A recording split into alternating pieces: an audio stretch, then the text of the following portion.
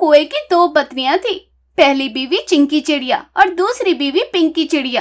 कालू कुएं की दूसरी बीवी पिंकी चिड़िया यानी कि चिंकी चिड़िया की सौतन एक जंगली चिड़िया थी जिसे कपड़े पहनने का जरा भी तरीका नहीं था।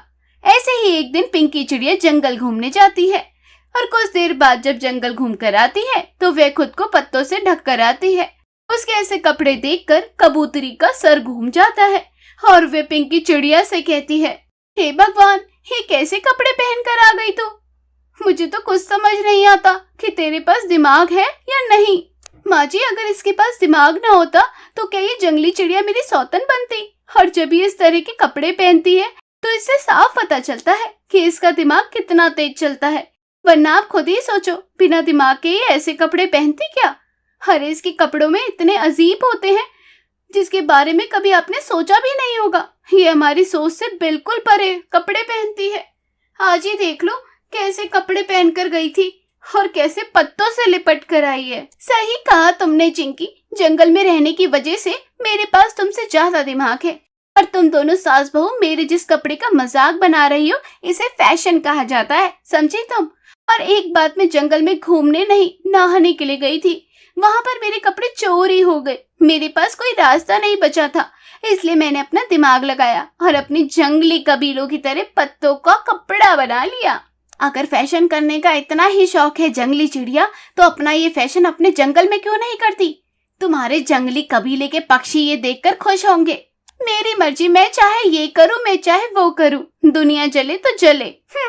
अरे हम क्यों भला तुमसे चलेंगे, तुमसे अच्छी पर्सनैलिटी है हमारे पास। अरे तुम दोनों सौतन आपस में लड़ना बंद करो और पिंकी बहू तू जाकर अपने कपड़े बदल ले। वैसे ही तेरी वजह से मेरा घर से बाहर निकलना बंद हो गया है।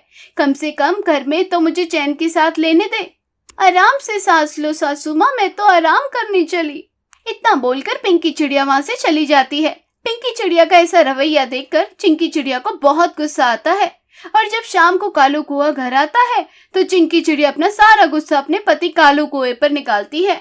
आ गई तुम, आओ मैं तुम्हारी आरती उतार दूं। लगता है अपनी सौतन की आरती उतार कर तुम्हारा पेट नहीं भरा, क्यों? सही कहा, इसलिए दिल कर रहा है कि फिर से तुम्हारी आरती उतार दूं, पर इस बार मेरी कोई नई सौतन लेकर आना। पर याद रखना वे जंगली ना हो, क्योंकि मुझे तो अब आदत हो गई अपनी सौतन को झेलने की, पर उस पिंकी चिड़िया को नहीं हुआ। जब उस जंगली को उसकी भी सौतन मिलेगी तब मजा आएगा। पागल चिड़िया, कुछ नहीं पता होता कि क्या बोल रही है। तुम्हारी बातें बिना सर पैर की होती है। कालू कुआं चिंकी चिड़िया को जरा सा भी भाव नहीं देता और वहां से पिंकी चिड़िया के पास चला जाता है। बेचारी चिंकी चिड़िया अपना गुस्सा भी सही से नहीं निकाल पाती। समय यूं ही बीतता है और एक दिन चिंकी चिड़िया की दोस्त कोयल चिंकी चिड़िया से मिलने उसके घर आती है और वे रिंकी चिड़िया के अजीबो गरीब कपड़े देखकर बड़ी हैरानी के साथ चिंकी चिड़िया से कहती है, चिंकी, ये तेरे घर में अजीब सी चिड़िया कौन है? इसे देखकर तो ऐसा लग रहा है कि जैसे ये कोई जंगली है और इसने फूलों से ड्रेस कैसे बना ली? मुझे तो कुछ समझ नहीं आ रहा। कोयल, बिल्कुल सही पहचाना तूने, ये तो जंगली है, जंगल से आई है, इसलिए इसकी हरकतें भी जंगली है और इसके कपड़े तौबा तौबा, कुछ बोलना ही बेकार है। बोलो मत चिंकी सौतन, हम सब पक्षी जंगल में ही रहते हैं। वे बात अलग है कि मैं घने जंगलों से आई हूँ और तुम शहरी जंगल में रहती हो, पर इसका मतलब ये नहीं कि मैं पक्षी नहीं। सौतन? क्या इसने अभी सौतन कहा? कहीं मेरे कान खराब तो नहीं हो गए चिंकी? तेरा पति तो तुझसे बहुत प्यार करता था, फिर तेरी सौतन कैसे आ गई इस घर में? कोयल, अब किस्मत खराब होती है तो घर में सौतन ही आकर बैठती है, वो भी जंगली। पर ये सब कैसे हुआ? कोयल, इस बात को 2 साल हो चुके हैं। 2 साल से ही जंगली चिड़िया मेरी सौतन बनकर बैठी है। 2 साल पहले कालू जी की ड्यूटी लगी थी घने जंगलों में और वहीं कालू जी पर ये जंगली चिड़िया ने वार कर दिया, जिसमें कालू जी काफी घायल हो गए। पिताजी, ये पक्षी कितना सुंदर है, आपने इस पर वार क्यों किया? मैंने आपसे कहा था ना, शहर के जंगलों में कोई कौवा आए तो आप उसे मत मारना। कोई मुझे बचाओ, मैं अभी नहीं मरना चाहता।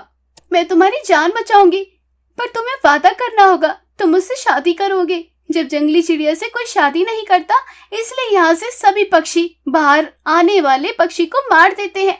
अगर तुम मुझसे शादी कर लोगे तो तुम जिंदा रहोगे। बोलो, मुझसे शादी करोगे?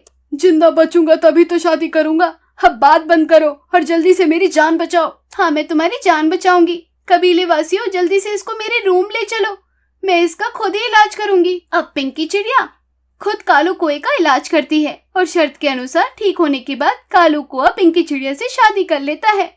ये है कहानी। इस तरह से चुड़ैल जंगली पक्षी हमारे घर आ गई और मेरी सौतन बनकर बैठ गई। क्योंकि ये जंगली है इसलिए इसके कपड़े भी अजीब है। इसके इन कपड़ों की वजह से माजी सर उठाकर जंगल में नहीं चल पाती। मैंने भी इसे कितना सिखाया है कि इस तरह से ना कपड़ा पहना करे, पर यह है कि सुधरती ही नहीं। तो तुम इसे निकाल क्यों नहीं देती? नहीं निकाल सकते क्योंकि इसने कालू की जान बचाई थी, और अगर हमने इसे निकाल दिया ये कालू की जान ले लेगी। क्या घने जंगलों में ड्यूटी करने वालों के साथ ऐसा होता है? मेरे पति की भी वही ड्यूटी लगने वाली है, मैं उन्हें वहां जाने से रोकती हूँ। अच्छा, मैं फिर कभी तुझसे मिलने आऊंगी। चिंकी, मैं चलती हूँ। क्या तेरे पति की भी ड्यूटी वही लग रही है? फिर तो तुझे जल्दी से जाकर अपने पति को रोकना होगा, वरना तेरे घर में भी ऐसी जंगली सौतन आकर बैठ जाएगी। अरे ऐसा कुछ नहीं है, मेरी शादी नहीं हो रही थी इसलिए मैंने ऐसी चाल चली। अगर ये सच होता तो तुम खुद सोचो हमारा वंश कैसे आगे बढ़ता। कोयल, इसकी बात पर विश्वास मत कर, ये बहुत चालाक है। इसके पास इतना दिमाग है कि ये पत्थर का भी कपड़ा बनाकर पहन ले। तो खुद सोच, ये जंगल में पक्षियों के लिए कुछ नहीं करती। तो बिल्कुल सही कह रही है चिंकी, तेरे साथ जो हुआ कहीं मेरे साथ ना हो जाए। मैं अभी जा रही हूँ। तूने तो मेरी जिंदगी बर्बाद कर दी, पर मैं किसी और की नहीं होने दूंगी। मानना पड़ेगा, तुम्हारे पास दिमाग है, पर अफसोस अब तुम अपनी जिंदगी नहीं सुधार सकती। कोयल के पति की भी उसी जंगल में ड्यूटी लगने वाली थी जिसमें कालू कौए की लगी थी, पर चिंकी चिड़िया से जब कोयल को इस बारे से पता चला तो वह अपने पति को वहां जाने से रोक लेती है, और इस तरह से चिंकी चिड़िया किसी का घर बर्बाद होने से बचा लेती है, पर सारी जिंदगी अपनी जंगली सौतन को झेलती रहती है।